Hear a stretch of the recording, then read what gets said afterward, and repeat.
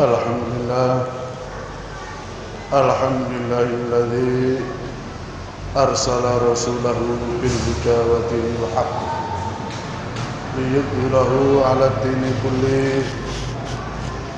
Arsalahu basyira wa nadhira wa da'iyan ila Allahi bi'izni wa sirajan munira. Asyhadu an la ilaha illallah wahdahu la syarika lah wa asyhadu anna Muhammadan abduhu wa rasuluh. Allahumma salli wa sallim wa barik ala sayyidina Muhammad wa ala alihi wa ashabihi wa sallim tasliman katsira. Amma ba'd, fa ya ayyuhan nas ittaqullah haqqa tuqatih wa la tamutunna illa wa antum muslimun. Qala Allah ta'ala fi Al-Qur'anil Karim, a'udzu billahi minasy syaithanir rajim. Bismillahirrahmanirrahim.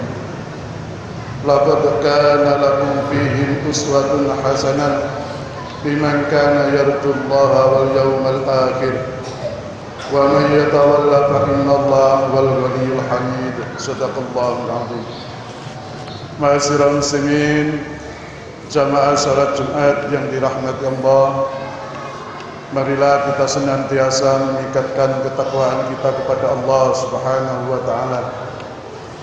Dalam arti marilah kita tingkatkan kemampuan pengendalian diri kita menuju kondisi yang sempurna untuk menghindari perbuatan-perbuatan negatif dan dampak yang menyertainya.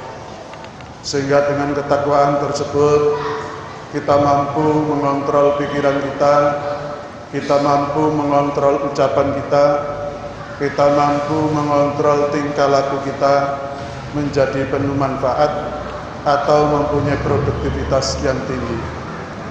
Sehingga kita mampu berbuat baik untuk diri kita sendiri, berbuat baik untuk orang lain, berbuat baik untuk lingkungan, dan beramal soleh dengan mengikhlaskan ketaatannya hanya kepada Allah semata, yang semua itu terpadu dalam sebuah harmoni keseimbangan. Ma'asyiral muslimin rahimallah, saat ini kita telah berada di bulan Dzulhijjah. Di bulan Dzulhijjah ini kita disyariatkan untuk melakukan beberapa amal ibadah, yaitu yang pertama ibadah haji untuk kita yang telah mampu dan berkesempatan melakukannya. Yang kedua, kita diperintahkan untuk melakukan ibadah kurban dengan menyembelih binatang ternak bagi kita yang telah mampu secara finansial. Dan kita diperintahkan untuk puasa di bulan Dzulhijjah ini. Ma'asyiral muslimin rahimakumullah, mengapa Allah memerintahkan kita untuk melakukan amalan-amalan tersebut? Ini karena suatu bentuk kasih sayang Allah kepada kita, agar hidup kita menemukan kebahagiaan di dunia dan akhirat. Semua amalan tersebut pada intinya adalah kita diperintahkan Allah untuk mampu memahami dan meneladani apa yang telah diamalkan oleh Nabi Ibrahim alaihissalam. Allah berfirman, "Qad kanat lakum uswatun hasanatun fi Ibrahim walladzina ma'ah."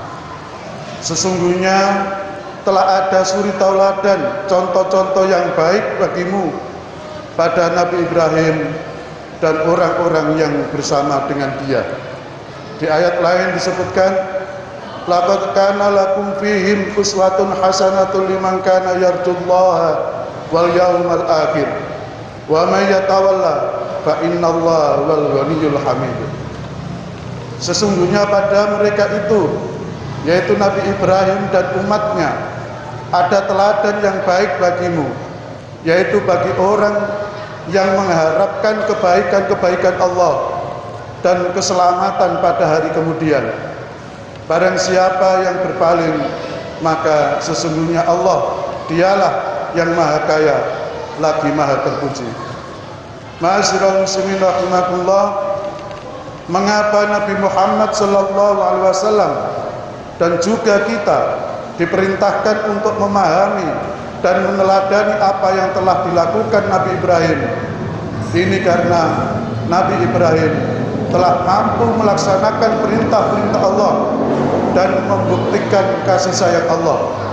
Sebagaimana firman Allah, wa idzibtala Ibrahim rabbuhu bikalimatin fa'atammahun qala inni ja'iluka lin-nasi imama qala wa min dzurriyyati qala la yanalu ahdiz zalimin.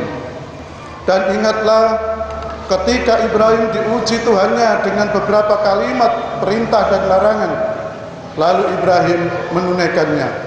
Allah berfirman, sesungguhnya aku akan menjadikanmu imam bagi seluruh manusia. Ibrahim berkata, dan saya mohon juga dari keturunanku. Allah berfirman, janjiku ini tidak mengenai orang yang zalim. Di ayat yang lain dikatakan, wa Ibrahim alladzi wafa, dan Ibrahim yang selalu menyempurnakan janji. Di ayat lain disebutkan, wa tarakna alaihi fil akhirin salamun ala Ibrahim. Kami abadikan untuk Ibrahim itu pujian yang baik di kalangan orang-orang yang datang kemudian, yaitu kesejahteraan dilimpahkan atas Ibrahim.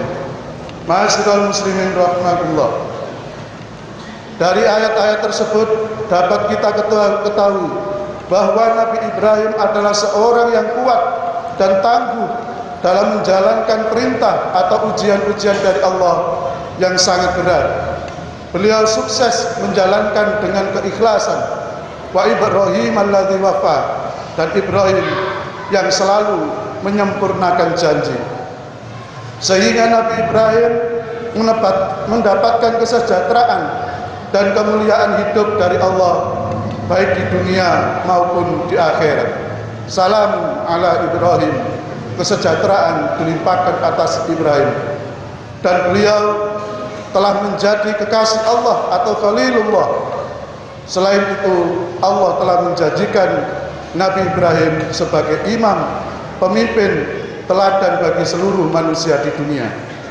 Ma'asyiral muslimin rahimakumullah, maka sepatutnya lah bagi kita untuk memahami dan meneladani amal-amal ibadah yang telah dilakukan Nabi Ibrahim bila kita ingin hidup sejahtera di dunia dan di akhirat. Apa saja yang telah dilakukan Nabi Ibrahim sehingga beliau mencapai derajat kemuliaan di sisi Allah sebagai Khalilullah, kekasih Allah. Dalam surat Al-Baqarah 124 disebutkan, wa idzibtala Ibrahim rabbuhu bikalimatin fa'atammahun. Dan ingatlah ketika Ibrahim diuji Tuhannya dengan beberapa kalimat perintah dan larangan, lalu Ibrahim menunaikannya. Beberapa kalimat perintah dan larangan tersebut dalam tafsir Al-Misbah yang ditulis oleh Profesor Quraisyhab, amalan tersebut adalah yang pertama, membangun Ka'bah. Yang kedua, membersihkan Ka'bah dari berbagai kemusyrikan. Yang ketiga, mengorbankan putranya Ismail. Dan yang keempat, menghadapi Raja Namrud. Apa maksud dari perintah-perintah tersebut bagi kita? Yang pertama, membangun Ka'bah. Dalam artian secara fisik, mari kita bangun dan kita makmurkan rumah-rumah Allah atau tempat-tempat ibadah kita, masjid atau musola atau langgar-langgar kita. Dalam artian hakikat, mari kita bangunkan kesadaran kita akan kehadiran Allah kapanpun dan dimanapun. Kita bangun Ka'bah di dalam diri kita. Kita harus selalu ingat bahwa Allah selalu hadir dalam kehidupan kita setiap saat. Yang kedua, membersihkan Ka'bah dari berbagai kemusyrikan, mengandung makna secara fisik. Mari kita jaga kebersihan rumah-rumah ibadah kita. Dalam arti hakikat, Mari kita jaga kebersihan, kesadaran tentang kehadiran Allah di dalam diri kita dari segala bentuk kemusyrikan. Kita bersihkan penutup-penutup, hijab-hijab yang menutupi kesadaran kehadiran Allah dalam diri kita dari segala ambisi, keinginan, dan kepentingan. Ka'bah dalam diri kita harus bersinar sehingga akan memancarkan perilaku akhlakul karimah. Yang ketiga, mengorbankan putranya Ismail secara fisik bagi kita yang mampu, maka di setiap bulan Dzulhijjah mari kita berkurban dengan seekor kambing, sehewan ternak atau dengan sapi. Dalam artian yang hakiki, mari kita kurbankan keakuan kita, kita sembelih keakuan kita potong keakuan kita, sehingga yang tinggal hanya Allah. Kita jangan sampai mengaku ini punyaku, ini karyaku, ini hasil kerjaku. Tetapi yang harus kita ingat adalah Allah. Kita bisa berbuat seperti itu semua dari pertolongan Allah. Yang keempat, menghadapi Raja Namrud. Raja Namrud adalah raja yang menyembah berhala-berhala. Maka bagi kita, mari kita berantas sesembahan-sesembahan kita selain Allah, berhala-berhala yang menghalangi penghambaan kita kepada Allah. Mari kita berantas berhala-berhala atau sesembahan-sesembahan, panutan-panutan yang menghalangi kepatuhan kita kepada Allah. Janganlah kita patuh kepada selain Allah, mengalahkan kepatuhan kita kepada Allah.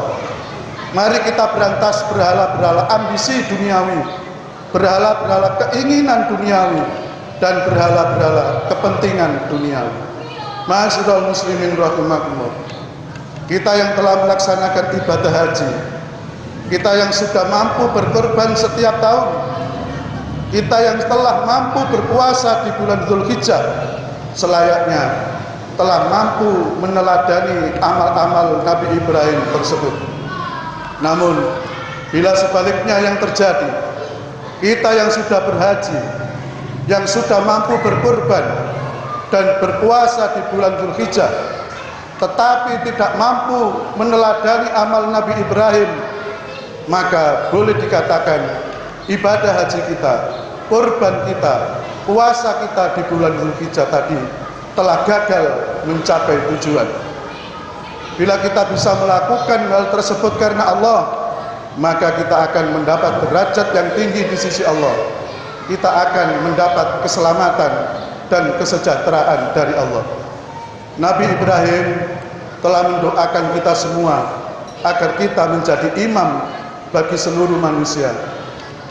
Dalam rangka mendoakan keturunannya menjadi imam, pemimpin, Nabi Ibrahim juga memohon kepada Allah agar kita selalu diberikan petunjuk untuk meraih derajat tersebut, sebagaimana doa Nabi Ibrahim, Rabbana waj'alna muslimaini laka wa min dzurriyyatina ummatan muslimatan lak wa arina manasikana wa tub alaina innaka antat tawwabur rahim. Ya Tuhan kami, jadikanlah kami berdua orang yang tunduk patuh kepada Engkau, dan jadikanlah di antara anak cucu kami umat yang tunduk patuh kepada Engkau, dan tunjukkanlah kepada kami cara-cara, tempat-tempat ibadah haji kami, dan terimalah taubat kami. Ma'asyiral muslimin rahimakumullah. Nabi Ibrahim telah berdoa untuk kita.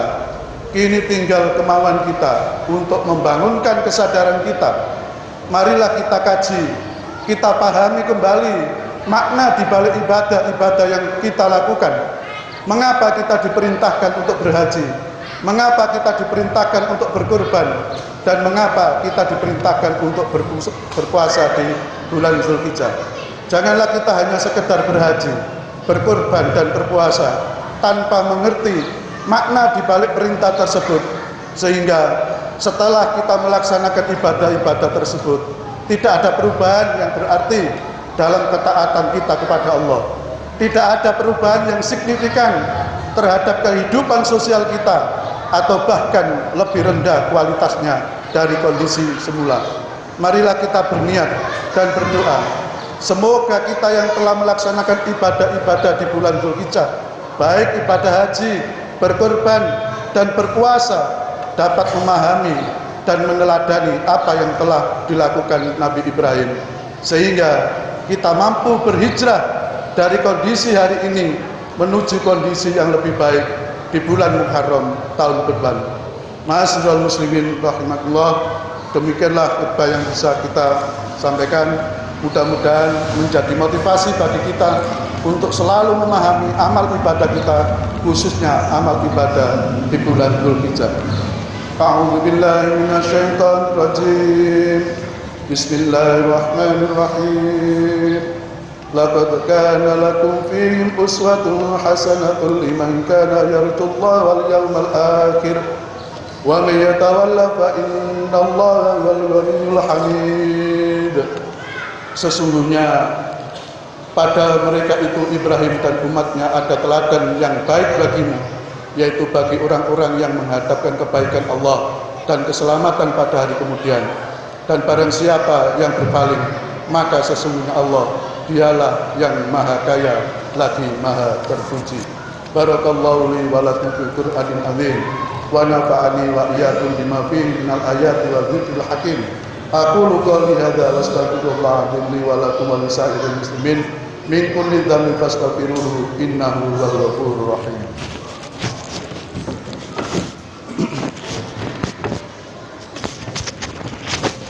Allah